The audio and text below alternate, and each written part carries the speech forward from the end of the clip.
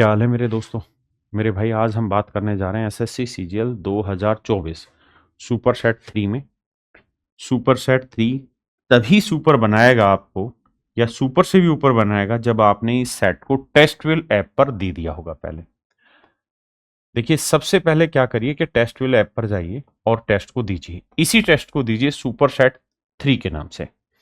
जब आप इस टेस्ट को दे लें और 15 मिनट में खुद का एनालिसिस करें कि कितने सवाल आपके ठीक हुए, कितने गलत हुए, कितने आपने स्किप कर दिए, कितने अटेम्प्ट किए, कितनों में तुक्का लगाया। जब ये सारा एनालिसिस आप कर लें तो मेरे बच्चे फिर आप इस वीडियो को देखिए, तसल्ली से देखिए।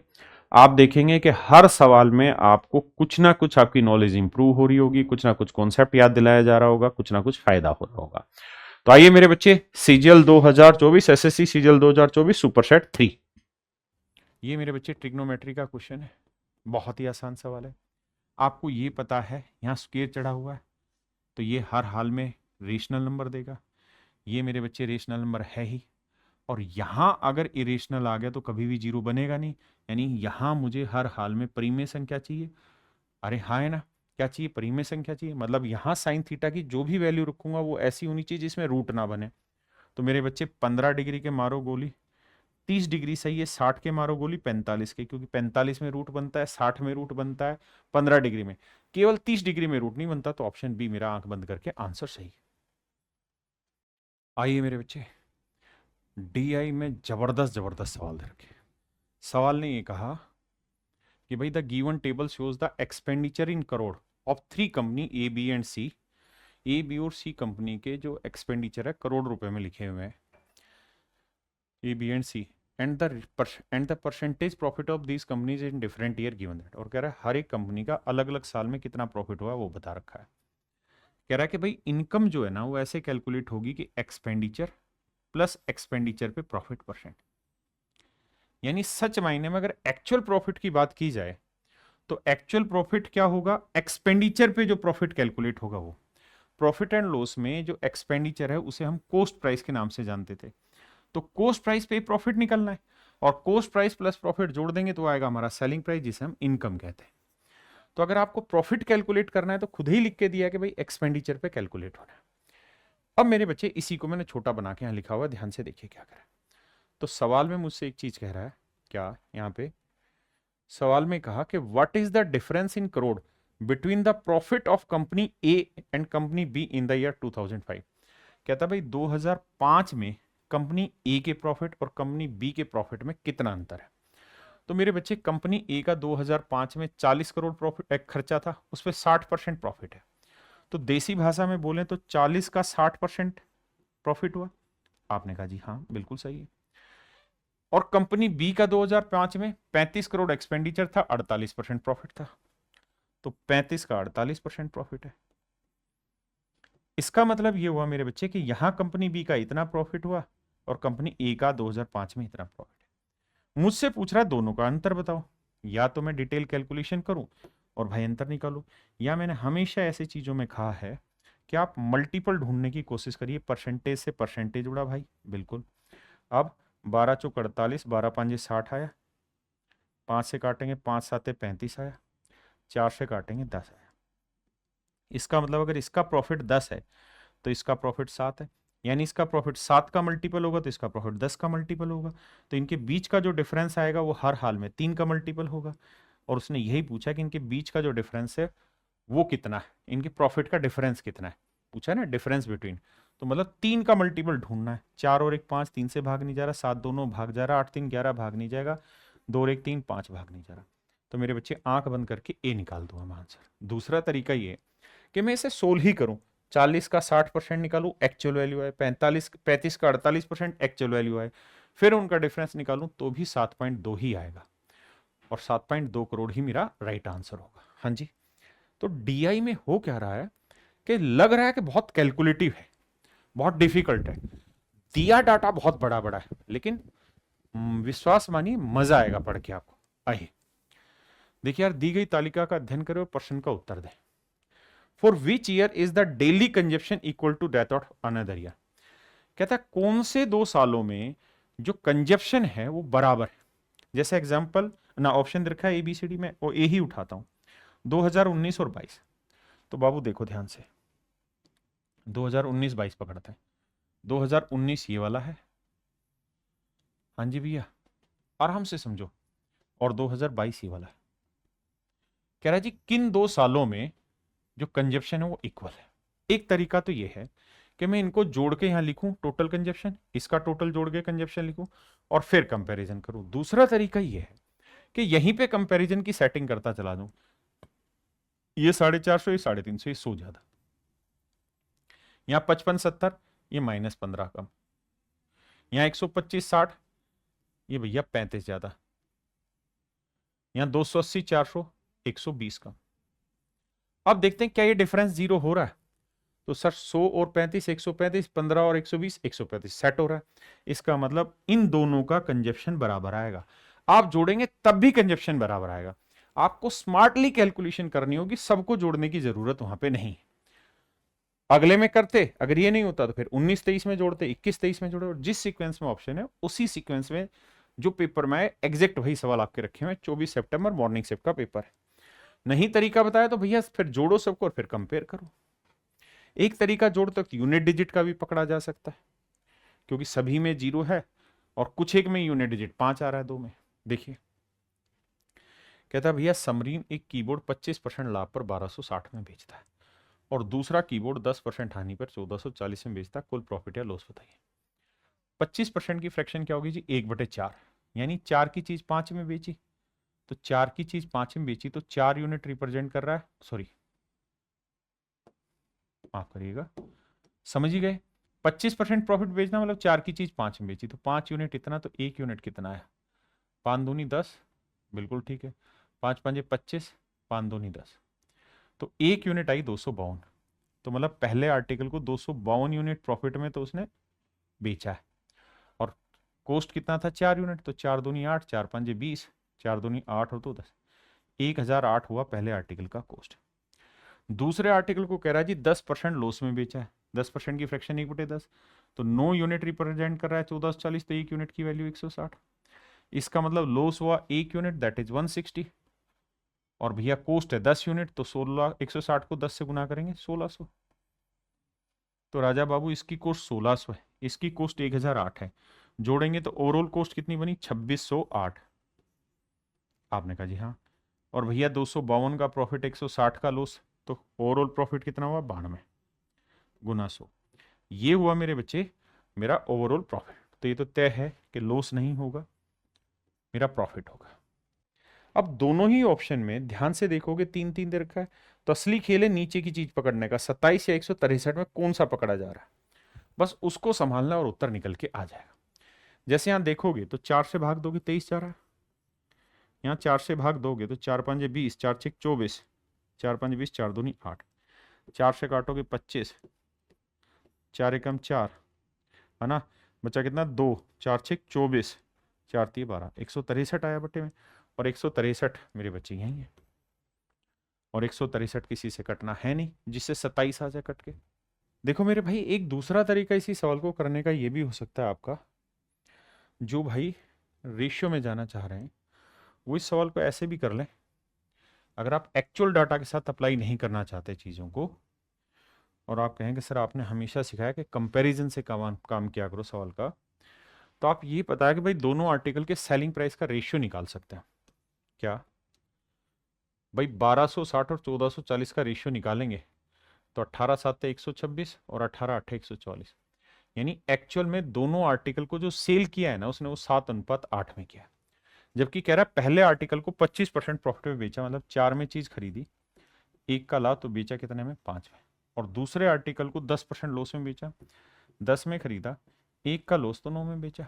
अब हमें करना क्या होगा, हमें ये पता कि दोनों आर्टिकल का एक्चुअल में सेलिंग प्राइस का रेशियो 7-8 है, तो यहां सेलिंग प्राइस को 7-8 के रेशियो में कन्वर्ट करने के लिए क्या करो, इधर पहले बराबर कर दो 9, इधर 5, ये तो हो गया इक्वल। फिर इसे 7 में लाना, इसे 5 में ना 8 में, बस होगी बात। तो यहाँ 9 7 63 को 1 से किया, 63 का प्रॉफिट हुआ, 8 5 40 का लॉस हुआ। तो यहां से पहली चीज तो क्लियर हुआ कि 40 का लॉस 63 का प्रॉफिट, यानी प्रॉफिट हो रहा है।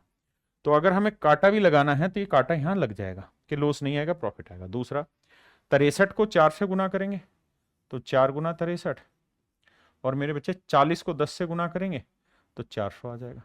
आपने कहा जी ठीक है।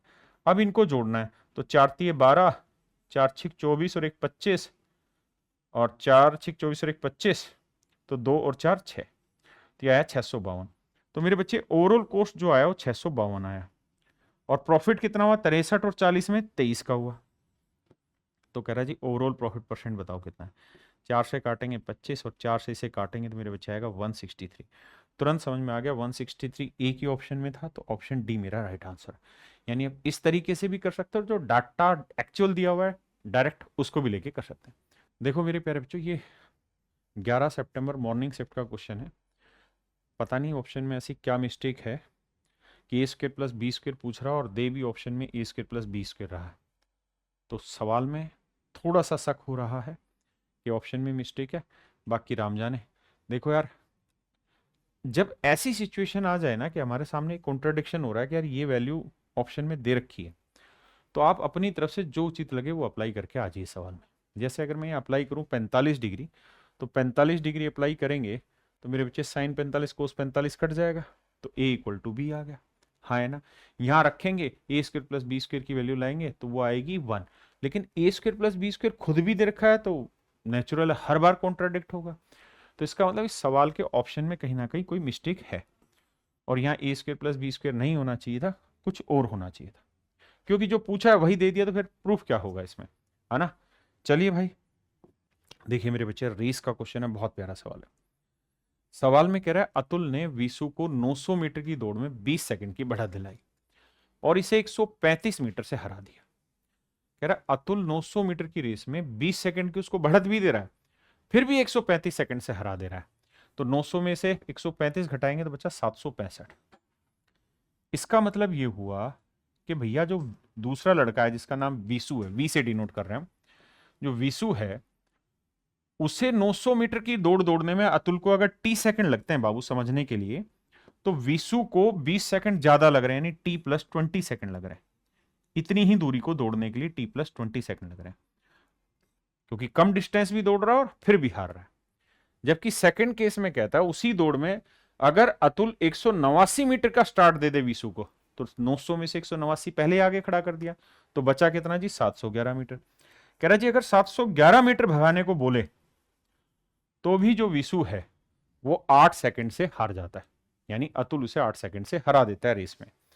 तो इसका मतलब अतुल को 900 मीटर दौड़ने में जितना समय लगेगा विशु को उससे 8 सेकंड ज्यादा लगेगा। बस यही इस सवाल को समझने का मूल मंत्र है। अगर आप इतनी बात को माइंड में मेकअप कर गए तो बात बन गई। अगर आप थोड़ा दिमाग दौड़ाएंगे तो आपको ये पता चलेगा कि भाई 765 मीटर दौड़ने में विशु को इतना टाइम, 711 मीटर दौड़ने में विशु को इतना टाइम, तो 65 और 11 का अंतर निकालेंगे तो 54 मीटर, यानी 54 मीटर का गैप भेदने में विशु को कितना टाइम लग रहा है, 8 सेकंड और 20 यानी 12 सेकंड का समय लग रहा है। तो मेरे बच्चे काटेंगे तो 6 नीम 54, 6 दूनी 12, यानी मैं ये कह सकता हूं कि विशु की स्पीड है 9/2 मीटर पर सेकंड। अब सवाल में हमसे कह रहा है कि भाई विशु पूरी रेस 900 मीटर की कितनी देर में पार करेगा, तो 900/9/2 यानी 200 सेकंड में पार कर लेगा। 200 सेकंड का मतलब 180 प्लस 20 यानी 3 मिनट 20 सेकंड। तो मेरे प्यारे बच्चों ऑप्शन सी मेरा यहाँ राइट आंसर है। हाँ जी,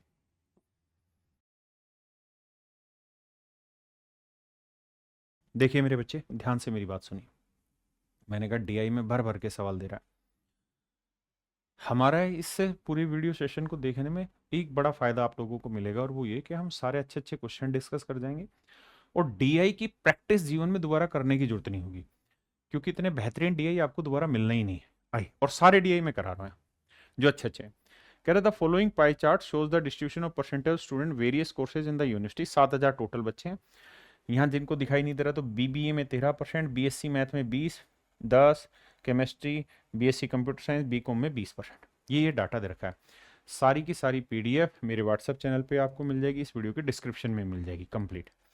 अब हमसे जो पूछा गया वो ये कह रहा है in BCom there are 60% girls and in BSc computer science there are 40% boys.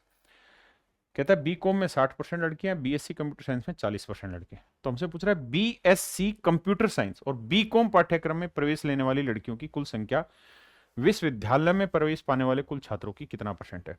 तो भाई ये बताओ, बी कॉम में 60% लड़कियां हैं, तो बी कॉम में बच्चे कितने थे यहाँ? 20%, तो 20 का 60% 12%। यानी जो बी कॉम में 20% बच्चे पढ़ रहे हैं, उसमें से उस 20 में 12% लड़कियां हैं और बाकी 8% लड़के। ठीक, ओवरऑल का, टोटल का।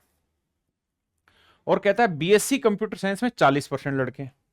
तो बाबू बीएससी कंप्यूटर साइंस ये रहा, अगर इसमें 40% लड़के हैं तो 60% लड़कियां होंगी, तो 25 का 60%, 25 के 150, यानी 15% लड़कियां हो गई। तो इसका मतलब 15% लड़कियां यहां हैं और 12% यहां, तो टोटल ओवरऑल में 27% लड़कियां हो गई इन दोनों की कुल मिला के। और आपसे यही पूछा हुआ है बीकॉम और बीएससी कंप्यूटर साइंस में ओवरऑल कितनी परसेंट लड़कियां हैं? तो मेरे प्यारे बच्चों 27%। कह रहा कुल संख्या विश्वविद्यालय में प्रवेश पाने वाले कुल छात्रों का कितना परसेंट है? तो हमने टोटल छात्र 100% माने में, 100 में बी कॉम में 12% लड़कियां रजिस्टर्ड है, बीएससी कंप्यूटर साइंस में 15% रजिस्टर्ड है, और ये हमारा आंसर है। देखिए यार, सिंपल इंटरेस्ट का सवाल है, मैंने इसलिए लिया है क्योंकि सवाल की लैंग्वेज थोड़ी ठीक नहीं है, और इस लैंग्वेज को 2-3 बार पढ़ेंगे तो प्रॉपर जान पाएंगे, समझ पाएंगे। सवाल में कह रहा है the interest accrued on a sum of rupees 16,000। कहता 16,000 रुपए के किसी धन पे एक इंटरेस्ट तैयार हुआ है 14% की रेट से, लेट से n सालों के लिए इंटरेस्ट तैयार हुआ है for the time in those many years. कहता उतने सालों में जो इंटरेस्ट तैयार हुआ है, which gives a simple interest of 3/5। कहता है इसका 3/5 सिंपल इंटरेस्ट मिले। तो इंटरेस्ट निकालने का formula principal into rate into time बटा 100। कहता है उस प्रिंसिपल की वैल्यू बताओ जिस पे 10% की रेट से इसी टाइम बाउंड में जो इंटरेस्ट हमें मिले वो इस वाले इंटरेस्ट का 3/5 मिले। यानी लैंग्वेज को इतना तरोड़ मरोड़ के पेश किया हुआ है कि जब तक 2-3 बार नहीं पढ़ लोगे समझ में नहीं आएगा कहना क्या चाह रहा है। हिंदी में पढ़ते हैं 14% प्रति वर्ष की साधारण ब्याज दर पर उधार दी गई राशि 16,000 रुपए की राशि पर अर्जित ब्याज उन वर्षों में उस समय के लिए जो 10% वार्षिक दर से एक निश्चित राशि का 3/5वां हिस्सा साधारण ब्याज देता है। यानी इसका 3/5वां साधारण ब्याज ये वाला देता है, ऐसा कहने लग रहा है। अब मेरे बच्चे कुछ नहीं, मात्र कैलकुलेशन है, इस एन का कोई यूज नहीं, सिर्फ समझाने के लिए दिया हुआ था। आप कहेंगे हाँ सर बात समझते हैं, 5 से काटेंगे तो इसे देखेंगे 320 आएगा। अब मेरे बच्चे यूनिट डिजिट पकड़ते हैं, 3 चौक के 12, 2 2 दूनी 4, यानी 0 के बाद इकाई अंक 4 आना चाहिए। इकाई अंक 0 के बाद 4 आना चाहिए, वो केवल मेरा ऑप्शन ए है। दूसरा काम है डिजिटल सम, तीसरा काम है हम 14 यानी 7 का मल्टीपल ढूंढ ले, 3 का ढूंढ ले, इस तरह से। आइए मेरे भाई, in a rhombus A B C D O is any interior point such that O A equal to O C. मेरे राजा, ये एक रोम्बस है। रोम्बस क्या होती है जी? जिसकी सारी साइडें बराबर, ए बी सी डी। अब मेरे बच्चे ध्यान से देखोगे तो कहता है O is any interior point such that O A equals to O C. मतलब मेरे राजा, ओ यहां पे एक ऐसा पॉइंट होगा जो ओ ए और ओ सी को बराबर काट रहा है। अगर ऐसा है मेरे भाई तो आप समझ रहे हैं कि मिड पॉइंट से जा रहा है, और मिड पॉइंट से तो भैया डायगोनल होके गुजरते हैं, तो ये 90 भी बनाते हैं, तो ये पूरा कोण 180 आया। अब हमसे क्या पूछ रहा है? डीओबी। डीओबी तो डीओबी तो पूरा 180 डिग्री बना। कहता है 180 का 5/9वां हिस्सा ज्ञात करो। 180 का 5/9वां हिस्सा ज्ञात करिए। 20 20 5 100, 20 5 100। तो मेरे प्यारे बच्चों ऑप्शन सी मेरा यहाँ राइट आंसर। देखिए मेरे बच्चे, अगेन डीआई का एक क्वेश्चन ले रहा हूँ। डीआई सच में तूफान और फाड़ डाली हुई है, मजा आ जाएगा भाई डीआई के सवाल करके। और एक बार यहाँ प्रैक्टिस कर लोगे ना डीआई की, दोबारा जीवन में डीआई प्रैक्टिस करने की जरूरत ही नहीं पड़ेगी। सवाल में ये कह रहा है कि जो बार ग्राफ है 2010 से लेके 2013 तक की 4 वर्षों की अवधि में 4 कंपनियां ए बी सी और डी द्वारा कॉफी के उत्पादन लाख टनों में दर्शाया गया है। ग्राफ का अध्ययन करें और निम्नलिखित प्रश्नों का जवाब दें। यह आपने ग्राफ आराम से देख लेना। सवालों का जवाब क्या मांग रहा है हमसे? वो हमसे कह रहा है कि भैया कंपनी ए और सी का चारों सालों का जो प्रोडक्शन है वो निकाल लो, और कंपनी बी और डी का चारों साल का प्रोडक्शन वो निकाल लो। फिर क्या करो कि ये ए प्लस सी का जो प्रोडक्शन है ये बी प्लस डी से कितना ज्यादा या कम है, कितना ज्यादा या कम है वो अमाउंट लिखो ऊपर, और नीचे लिखो बी प्लस डी का ओवरऑल प्रोडक्शन और इनटू कर दो 100। कहता है ये बताओ ये कितना परसेंट होना। ये मेरे बच्चे सवाल कह रहा है, एक बार आराम से सवाल को पढ़ो। देखिए मैं टीचर हूं, मेरी हमेशा कोशिश होती है चीजें जितनी देर बच्चा देखे उतनी देर समझे, है ना कि लफेबाजी काटी जाए। देखिए जी, सबसे पहला काम है सवाल ड्राफ्ट करना। हमें बी प्लस डी का तो टोटल निकालना ही पड़ेगा और चारों सालों का निकालना है। आओ राजा, बी और डी की बात करें तो बिल्कुल बीच वाले दोनों है ना। अच्छा एक चीज और भी देखना, सारी जगह 0 0 0 0 0 लास्ट में टर्म जुड़ी हुई है, तो जीरो को ना भी जोड़े तो कोई दिक्कत नहीं है। तो बी और डी, बी और क्या था भाई मेरा, बी और डी, तो बी और डी देखेंगे तो बी और डी, ये पिंक और येलो कलर वाला भाई, आओ यहां जोड़े तो 7 और 12 19, यहां जोड़े 100 और 170 मतलब 10 और 17 27। मैंने क्या किया, सबके जीरो हटा लिया। यहाँ 15 और 20 35, और यहाँ 21 और 26 मेरे बच्चे 47। ये तो आया बी और डी का ओवरऑल चारों सालों का प्रोडक्शन। जोड़ेंगे तो देखो यार, 7 और 5 12, 12 और 7 19, 19 और 9 28 का 8 साल 2, अब 4 और 2 6, 6 और 3 9, 9 और 2 11, 11 और 1 12। ये वैल्यू तो आई मेरे बच्चे 128। तो जो मुझे बेसिक कैलकुलेशन चाहिए थी यहाँ, उसमें बी प्लस डी तो हर हाल में बटे चाहिए 128 गुना में 100। अब मुझे चाहिए था कि ए प्लस सी में जो प्रोडक्शन है वो बी प्लस डी से कितना कम या ज्यादा है। यहां काम करेगा आपका डिफरेंस मेथड। आओ भैया, अब ये देखना, यहां 6 और 5 11 है, जबकि ये था 19, ये 11 था, तो 19 और 11 का डिफरेंस कितना आया 8। मैंने क्या किया है, बड़े वाले को मतलब बी और डी को बड़ा ले रहा हूं, ठीक है, ये प्लस 8 है। यहां देखें तो 9 और 19 कितना आया 28, और ये आ रहा था 27, तो यहां कितना कम है, 1 कम है। मेरी बात समझ पाए कि नहीं समझ पाए। यहां देखो 14 और 18 कितना हुआ 32, ये है 35, 3 ज्यादा है। यहां मायना दौड़ाते हैं तो 22 और 25 कितना हो गया 47, तो यहां तो डिफरेंस ही 0 आ गया। तो कुल मिला के 3 और 1 ना 8 और 3 11, 11 में से 1 गया 10। तो यहां से एक बात समझ में आती है कि भाई ये वाली जो वैल्यू है, यानी बी प्लस ना ए प्लस सी वाली जो वैल्यू है, वो बी प्लस डी से इतना कम दिखाई आपको देने लग रही है।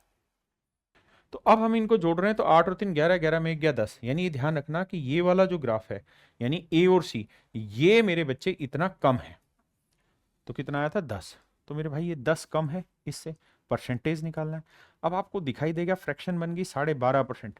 यहां से दिखाई दे रहा है कि नहीं दे रहा भाई, 10 से अगर काट रहे हो ये वाली तो फ्रैक्शन आपको दिखाई दे गई।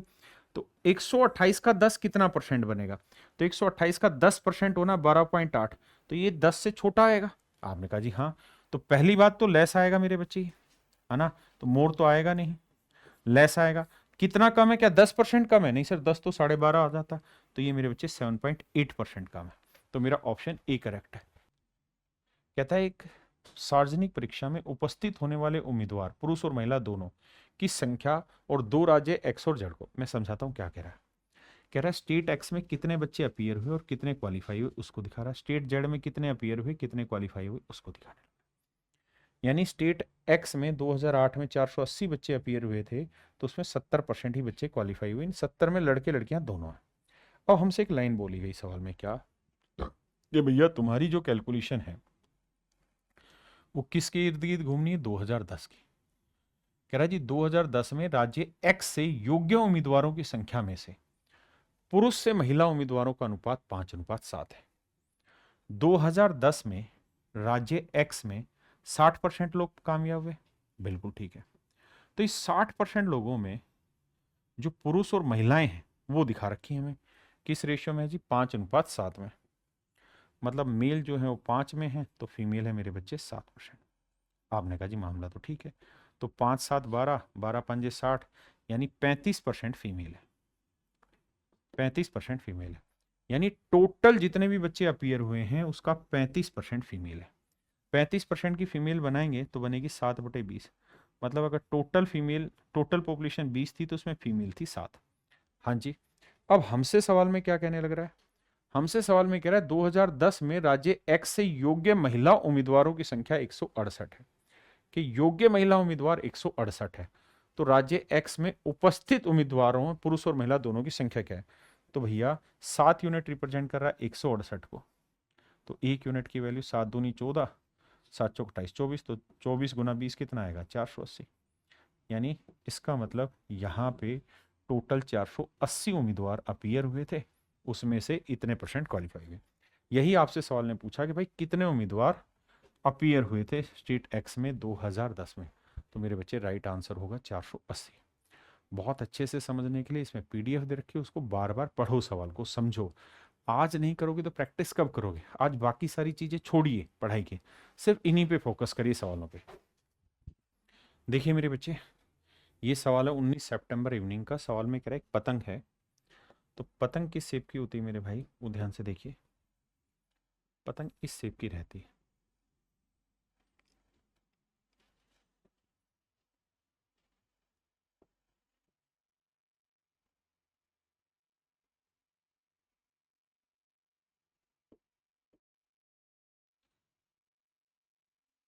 इस शेप की रहती है मेरे प्यारे बच्चों पतंग।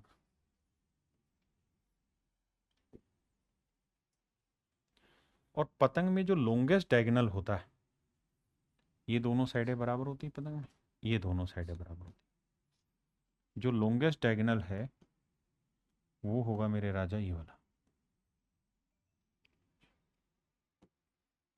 और सवाल में कह रहे हैं एबीसीडी में लंबा विकर्ण मेरे बच्चे बीडी है, तो ए बी सी डी में लंबे वाला विकर्ण मेरे बच्चे क्या है? बीडी। बीडी खींचा गया, कह रहा है A B D 54 degree, A B D ये वाला कोण 54 डिग्री। तो मेरे बच्चे जो लॉन्गेस्ट डायगोनल होता है वो बेसिकली एंगल बाइसेक्टर भी होता है, ध्यान रखना, ये 54 डिग्री। ए डी बी 50 है, ए डी बी ये वाला कोण है 50 डिग्री, तो ये वाला भी मेरे बच्चे 50 ही डिग्री रहेगा। अब मुझसे कह रहा है डी सी बी बताइए, तो देखिए डी सी बी निकालना कोई बड़ा काम तो है नहीं, बड़ा ही आसान है। 50 54 104 घटाएंगे तो ये आएगा 76 डिग्री, और यही मेरे बच्चे मेरा राइट आंसर है, कि ऑप्शन बी मेरा यहाँ पे करेक्ट आंसर है।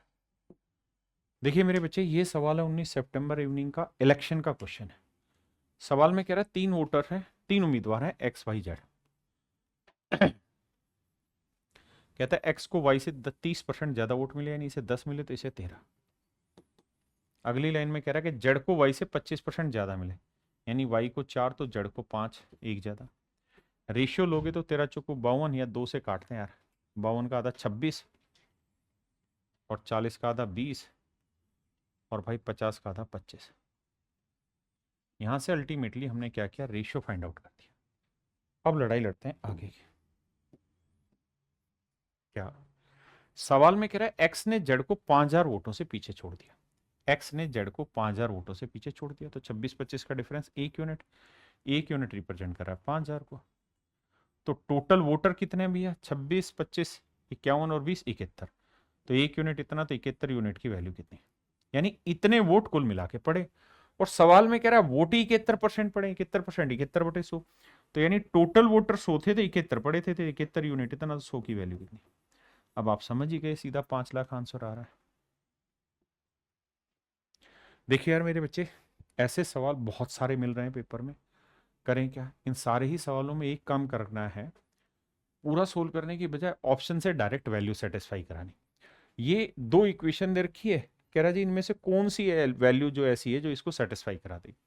जब सेटिस्फाई कराने जाओगे तो यहाँ कैलकुलेशन थोड़ी बड़ी बन जाएगी, ये वाली कैलकुलेशन आसान है। मैं इसी में कोशिश करता हूँ, 4x plus A Y equal to A square. अब मेरे बच्चे यहां से हमें क्या करना होगा? ऑप्शन सेटिस्फाई कराना। ए की वैल्यू है 6, तो 6 का वर्ग 36। थोड़ा थोड़ा अप्रोक्सीमेशन लेना शुरू करो भाई। x की वैल्यू 28 को इससे भाग देंगे तो 28 को 10 से गुना करेंगे 280, तो 28 को 11 से करेंगे तो 8, 8 और 2 10, 2 और 1 3, यानी 308 है, यानी 11 से थोड़ी सी ज्यादा वैल्यू आएगी x की वैल्यू। वहीं y की बात करें तो y की वैल्यू 1 से थोड़ी छोटी रहनी है। अब रख के देखते हैं जी, 4x, तो x की वैल्यू 11 से ज्यादा यानी 44 से ज्यादा आएगी, और y की वैल्यू माइनस मतलब 1 से छोटी रहेगी, और ए वाई है और a का मान 6 है, तो यानी -6 से कम, तो 44 में से 6 घटा के तो 36 कभी आना ही नहीं, यानी ये ऑप्शन तो हमारा गलत है।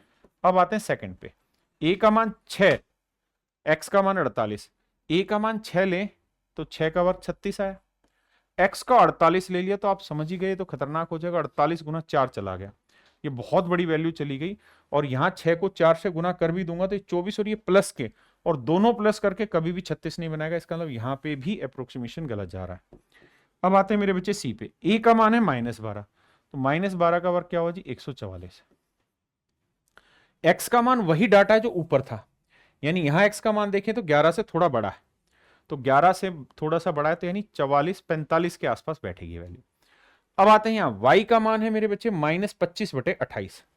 वाई का मान है मेरे बच्चे 25/28, लेकिन ए का मान भी माइनस है ना, तो 12 से गुना करेंगे तो ये लगभग लगभग मेरे बच्चे बैठेगा कितना 11।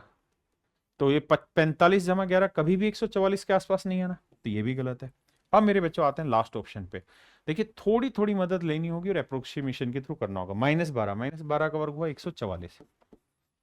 यहां देखते हैं एक्स का मान 48 है, 48 चौक करेंगे तो 50 चौक 200 हुआ, और 200 से 192 हुआ।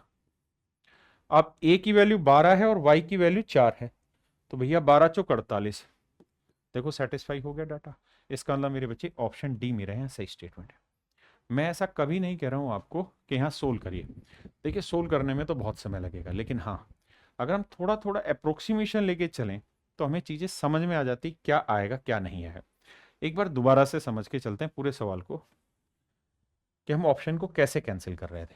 देखिए कुछ मदद तो हमें तुरंत मिल रही थी, जैसा हमने देखा यहां इसका उत्तर 11 से बड़ा है, वाई का उत्तर 1 से छोटा है। मैं पहले में रख रहा था ये 36 आ रहा था, यहाँ 11 से बड़ी रखूंगा तो 44 आएगा, ये 1 से छोटी रखूंगा तो 6 से -6, 44 में 6 गया 36 ही नहीं होता, यानी 10 ही सेकंड में क्रैक हो गया था। दूसरे वाले में ए की वैल्यू 6 का वर्ग 36 है। अब आप जानते हैं एक्स भी पॉजिटिव है, वाई भी पॉजिटिव है, ए भी पॉजिटिव, तो इनका जोड़ कभी भी 36 नहीं आएगा, बहुत बड़ा आ जाएगा, तो सेकंड ऑप्शन गलत हो रहा था। थर्ड मैंने चेक किया तो थर्ड में मैंने देखा -12 का वर्ग 144 बन रहा था, और ये डाटा मेरा सेम ही है लगभग, एक्स और वाई, ये वाला एक्स और वाई का डाटा जो ऊपर था वही सेम डाटा था। तो जब वो 36 ही नहीं बन रहा था तो 144 तो बहुत बड़ी चीज हो जाएगी। आप करके भी देखेंगे तो देखो ये आया 44 के आसपास, और -12 को -1 से करेंगे तो +12 आया, तो 44 12 भी सेटिंग नहीं बैठा के दे रहा था। तो मेरे बच्चे फिर थर्ड ऑप्शन पे हम पहुंचे, यानी ना फोर्थ पे। हल्का हल्का सा हमको अप्रोक्सीमेशन पकड़ना होगा, उसी के थ्रू जल्दी से वैल्यू रख सकते हैं, अदरवाइज फिर सोल्व करिए वो बहुत लेंदी प्रोसेस है। देखिए यार बिंदु ए से 7 इकाई त्रिज्या वाले वृत्त पर एक स्पर्श रेखा खींची जाती है। मेरे बच्चे ये सर्कल है, ये कोई पॉइंट ए है, यहां से इसके ऊपर एक टेंजेंट खींची गई, उसी बिंदु से वृत्त पर एक छेदक रेखा खींची जाती है। ए से ही हमने एक ट्रांसवर्सल लाइन खींच दी जो वृत्त को बी और सी पर काटती है। ये बी हो मेरे बच्चे, ये सी हो। यदि बी और सी की तुलना में बी सी की तुलना में ए के निकट है, ठीक है। यदि बिंदु ए से वृत्त पर रेखा की लंबाई 21 है, ये टेंजेंट 21 है मेरे बच्चे, ए बी की लंबाई 14, बी सी की लंबाई बतानी, सर्कल की रेडियस आपको दे रखी है मेरे बच्चे कितनी 7। यहां तक की बात समझे। अब मेरे बच्चों में इसे x मान ले रहा हूं, आपको बताया नियम है टेंजेंट का वर्ग 21 गुना 21 बराबर 14 गुना 14 जमा x। आपने कहा जी हाँ। देखिए छोटी सी कैलकुलेशन कर लेंगे तो शायद कार्रवाई बन जाए। 7 दूनी 14, 7 21, 2 से काटेंगे तो 21 थी, 63 को 2 से भाग देंगे तो मेरे बच्चे आएगा लगभग 31.5, और 31.5 से 14 घटाएंगे तो 11 में 4 गया 7, और 3 में गया मतलब 2 में से गया 17.5 के आसपास मेरा आंसर, और 17.5 दे रखा है, तो मेरे बच्चे ऑप्शन डी। रेडियस की जरूरत नहीं, रेडियस करना चाहें तो परपेंडिकुलर डाल के उसको भी सोल्व कर सकते हैं, दिक्कत उसमें भी नहीं है।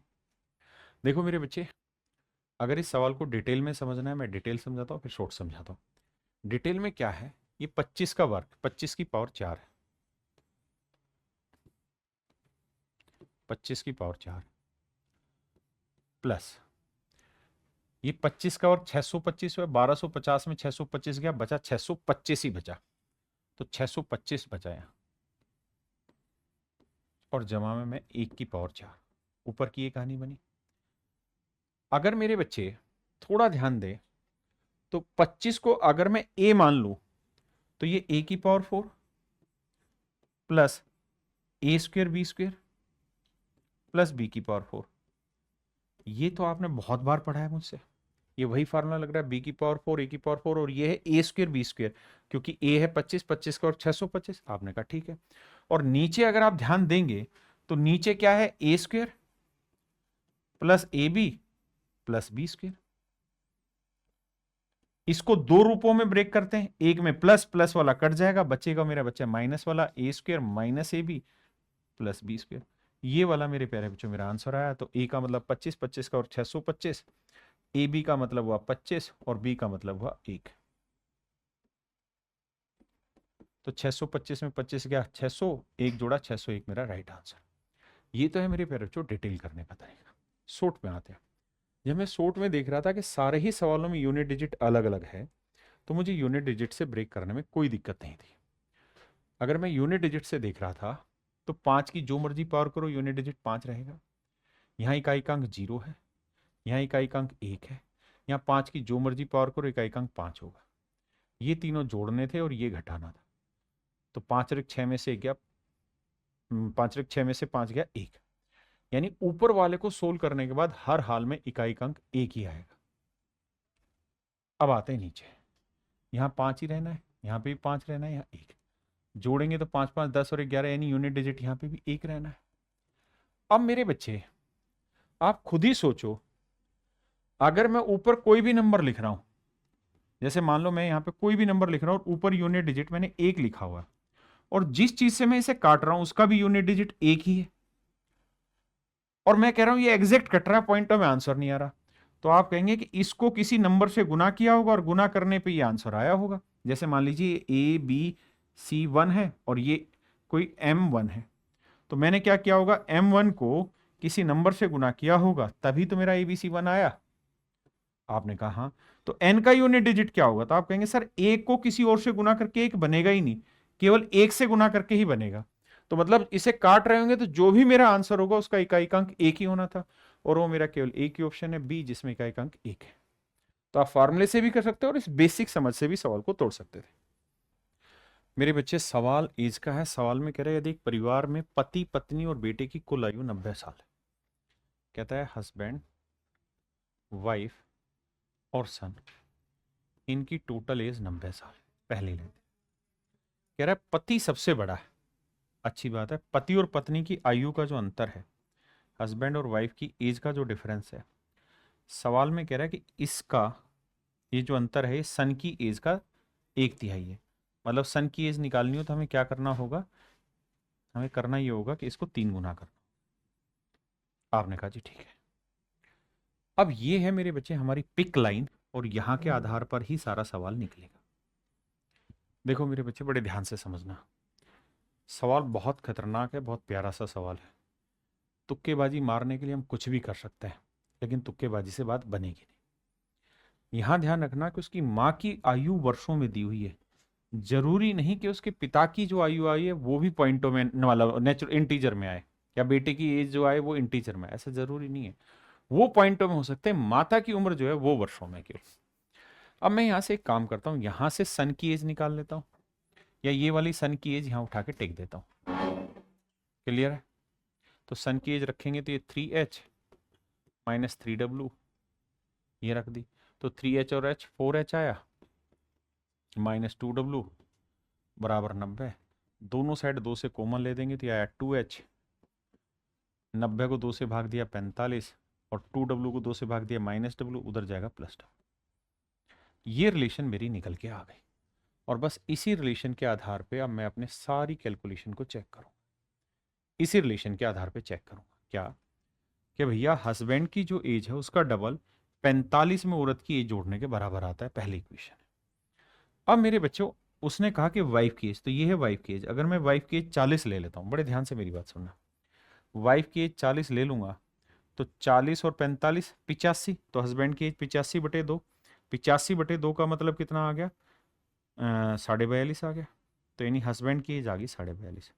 अब हम ये भी जानते हैं कि 42.5 और ये वाइफ की एज है 40, इन दोनों का डिफरेंस कितना है 2.5, तो इनके डिफरेंस का 3 गुना, यानी 2.5 का 3 गुना 7.5। तो ये होगी मेरे बच्चे सन की एज। ये किसकी एज आएगी मेरे बच्चे, सन की एज। अब तीसरी स्टेटमेंट चेक करते हैं, कहता है 10 साल बाद पिता की उम्र, तो इसकी तो 52.5 हो जाएगी और इसकी 17.5 हो जाएगी। तो कह रहा है 17.5 का क्या डबल होगा, नहीं सर 52 17 का डबल नहीं होगा किसी भी हालत में, वो तो 3 गुना हो गया, यानी ये डाटा गलत है, ये ऑप्शन गलत है। अब आते हैं 45 पे। मेरे बच्चे अगर मैं वाइफ की एज 45 ले लूंगा तो 45 45 90, तो हस्बैंड की भी 45 आ जाएगी। जबकि सवाल ने खुद ही एक बात कही कि पति सबसे बड़ा है, तो यानी 45 नहीं ली जा सकती। अब आते हैं सी ऑप्शन 35। अगर मेरे बच्चे में वाइफ की एज 35 ले लूं तो आप कहेंगे सर 35 और 45 सर 80, तो हस्बैंड की एज आएगी 40। अब मुझे बताओ इन दोनों की एज का डिफरेंस कितना है सर, 5 साल। तो डिफरेंस का 3 गुना सन की एज है, तो 5 का 3 गुना 15। अब कह रहा है 10 साल बाद, तो 10 साल बाद ही हो जाएगा 50 का, और ये 10 साल बाद कितने का हो जाएगा जी, 25 का। कह रहा है क्या ये इसका डबल हो रहा है, हाँ सर होने लग रहा है। तो इसका मतलब मेरे बच्चों मेरा ऑप्शन सी यहाँ पे absolutely right correction, right option है। बहुत सारे लोगों ने क्या किया, या बहुत सारे लोग ऐसा सोचते हैं कि भाई 40 इसलिए नहीं ले रहे क्योंकि 40 45 कितना हुआ, 85, 85 का आधा पॉइंटों में आ जाएगा, तो हस्बैंड की एज पॉइंटों में आ ही नहीं सकती। इस गलतफहमी का शिकार बिल्कुल भी मत होइए, बिल्कुल आ सकती है। हमें वो तीसरी कंडीशन भी चेक करनी होगी। इसलिए इस सवाल को मैंने यहां पिक किया क्योंकि सवाल अच्छा है। ऑप्शन सी मेरा राइट आंसर। देखिए मेरे बच्चे, सिंगल पावर दे रखी है, 6 पावर पूछी हुई है। पहले क्या कर लो, स्क्वेयर कर लो। तो स्क्वेयर करोगे तो 7√3 का क्यूब 49, और 49 तीय कितना हुआ भाई, 49 तीय 147, और 2 घटाएंगे तो आया 145। तो वर्क करने पे आया मेरे बच्चे 145। ये वैल्यू जानते हो किसकी आई, ए स्क्वेयर प्लस 1/a² की। अब मेरे बच्चों अगर मैं इसका क्यूब कर दूंगा तो पावर 6 आ जाएगी। तो क्यूब का नियम क्या है, इसका क्यूब करो, इसका क्यूब करो, और माइनस कर दो 3a, यानी 3 गुना 145। अब मेरे बच्चे 5 की जो मर्जी पावर रखिए, यूनिट डिजिट 5 आएगा, 3 को 5 से गुना करेंगे, इकाई अंक 5 आएगा, 5 में से 5 गया 0, यानी जो भी मेरा आंसर होगा उसका इकाई अंक 0 होगा, और इकाई अंक 0 केवल ऑप्शन ए में है। और ये मेरा सवाल नहीं है, 19 सितंबर मॉर्निंग का क्वेश्चन है। आप सवाल से लड़ने मत जाना, आप सवाल को ऑप्शन से तोड़ने जाना है, है ना। डिटेल सोल्व क्यों करना है इतनी लंबी कैलकुलेशन। देखिए यार, कह रहे vendor started selling vegetable at 10 rupees per kilogram. एक दुकानदार ने 10 रुपए के भाव से सब्जियां बेचनी शुरू की, लेकिन उसे इस दर पर खरीदार ही नहीं मिला, इसलिए उसने कीमत घटाकर 7.2 रुपए प्रति किलोग्राम कर दी। मतलब जो चीज वो पहले 10 रुपए की दे रहा था, अब वो 7.2 रुपए की दे रहा है। अगर डेसिमल में मजा नहीं आ रहा है तो एक जीरो यहाँ लगा सकते हैं, और हम इसका मतलब ये पहले 100 की दे रहा था तो अब 72 की दे रहा है। बहुत बढ़िया। लेकिन वो चीटिंग कर रहा है, और वो हर 1 किलो पे 900 ग्राम की चीटिंग कर रहा है। मतलब दिखा रहा है 1000 ग्राम लेकिन दे रहा है 900 ग्राम। तो कैलकुलेशन करनी है। देखो बाबू, 2 जीरो से 2 जीरो गया, 1 जीरो से 1 जीरो गई, 9 से काटा 8, यानी अल्टीमेटली उसकी कीमत में चेंज आ जाएगा 10 से 8। यानी जो चीज़ पहले 10 थी अब वो कीमत 8 रह जाएगी। तो कितने की कमी होगी, 2 की। 2 पे 10 की कमी यानी 20%। यानी जो चेंज आएगा उसकी कीमत में वो 20% आ जाएगा। जो चेंज आएगा उसकी कीमत में वो कितना आएगा मेरे बच्चे, 20%। सवाल में कह रहा है ए बी 20 सेंटीमीटर त्रिज्या वाले एक वृत्त की 32 सेंटीमीटर लंबाई की एक जीवा है। देखिए बाबू, एडवांस बिल्कुल भी खास नहीं दे रहा, बहुत हल्का हल्के से सवाल दे रहा है। सवाल में कह रहा है ये कोई सर्कल है। कहता है कि ए बी 20 सेंटीमीटर त्रिज्या वाले एक वृत्त की 32 सेंटीमीटर लंबाई वाली एक जीवा है। कहता है इसकी कोड है। इस कोड की जो लेंथ है मेरे बाबू वो है 32 सेंटीमीटर। सर्कल की रेडियस है 16 सेंटीमीटर, ये 16 है। और यहां से इस पे 2 टेंजेंट खींची गई, ये वाली और एक ये वाली। ए और बी पर स्पर्श करती है। टी ए की लंबाई ज्ञात करिए, टी ए की लंबाई ज्ञात। तो मेरे बच्चे आप जानते हैं पूरी 32 है, तो ये अच्छा रेडियस 20 थी। तो देखो बाबू करना क्या है, रेडियस 20 थी, ये पूरी 32 है, तो ये कितनी आएगी 16। तो ये लेंथ निकाल देंगे, 12 16 20 ट्रिपलेट होता है। ये 90 होगा, इधर से ये 90 होगा। इस एंगल के रेस्पेक्ट में बात करूं तो मुझे टी ए चाहिए। तो इस एंगल में परपेंडिकुलर हुआ टी ए जिसकी मुझे रिक्वायरमेंट है, अपोन में 20 है 20। जबकि इस वाली ट्रायंगल में बात करूं तो परपेंडिकुलर 16 20 है 20 12। तो भैया 4 तिये 12, 4 चौक 16, 20 चौक 80/3, 80/3 मतलब 26.67। मेरे बच्चे मेरा ऑप्शन सी यहाँ पे ठीक है। देखिए यार, सवाल में कह रहा है अमन ने एक स्कीम में ए में 5 साल की अवधि के लिए 8% की रेट से पैसा इन्वेस्ट किया। उसने स्कीम ए की राशि का 4 गुना हिस्सा स्कीम बी में लगा दिया। तो मान लेते हैं स्कीम ए में 1 यूनिट लगा होगा तो बी में 4 यूनिट लगा। यहाँ 5 साल में 8% की रेट से ब्याज कितना बन गया? 40%। और यहाँ भैया 7 साल में 5% के रेट से 7 5 35, तो 4 का बन गया 140%। यानी यहाँ ब्याज बन गया 40%, तो यहाँ बन गया 140%। यहाँ प्रिंसिपल भी तो 4 गुना हो गया, तो टोटल ब्याज बन गया मेरे भाई 180%।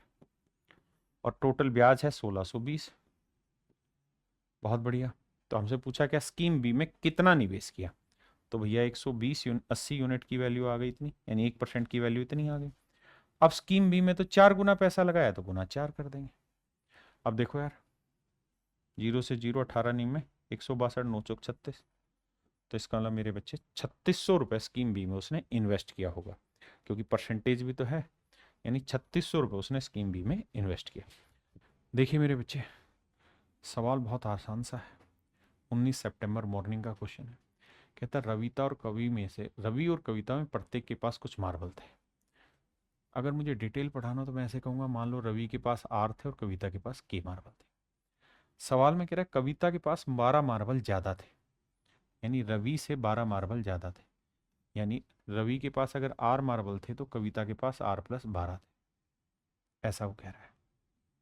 अब अगली लाइन में बाबू कह रहा है अगर उनमें प्रत्येक के पास एक एक मार्बल ज़्यादा होता, यानी इसके पास R+1 होते और इसके पास R+13 होते, तो कह रहा कविता के पास जितने मार्बल होते उनकी संख्या का 3 गुना, इसकी संख्या का 3 गुना, रवि के पास जितने मार्बल होते उनकी संख्या के 4 गुने के बराबर होते।